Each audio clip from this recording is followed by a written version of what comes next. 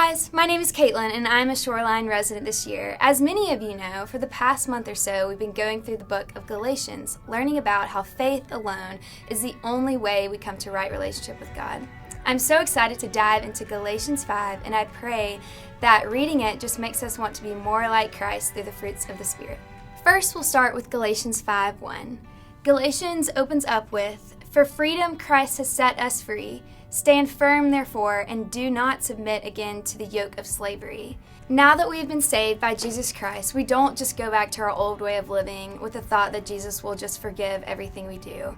That would be cheap grace, and we know grace to be very costly, as it cost Jesus his life. So we do not submit again to the yoke of slavery, meaning we don't go back to our old sin. Instead, we live our lives for Christ out of a love for him. So the question I want you to ask your small group is, how do you see yourself running back to sin? And how instead can you walk in the freedom that Christ has given you? Second, we're going to jump down to verse 7 and verse 9. "You are running well. Who hindered you from obeying the truth?" And then in verse 9, "A little leaven leavens the whole lump." This is Paul explaining that a very small amount of false doctrine and bad influence in our life can make a huge negative impact on our walk with the Lord.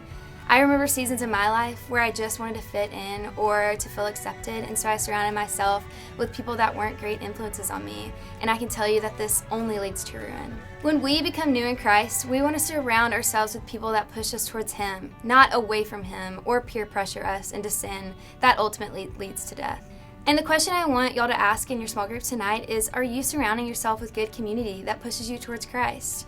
And is anyone holding you back from obeying the truth that we know? Then we jump down to verse 19, and it says the acts of the flesh are obvious, and it just gives a list of examples of what it looks like to walk in the world and live by the flesh. And then in verse 21, it gives a list of examples of what it looks like to walk in the Spirit, and these should be true of our life. And it says, "But the fruit of the Spirit is love, joy, peace, patience, kindness, goodness, faithfulness, gentleness, and self-control." So I encourage you to talk with your small group about which character trait on that list is hardest for you to live out.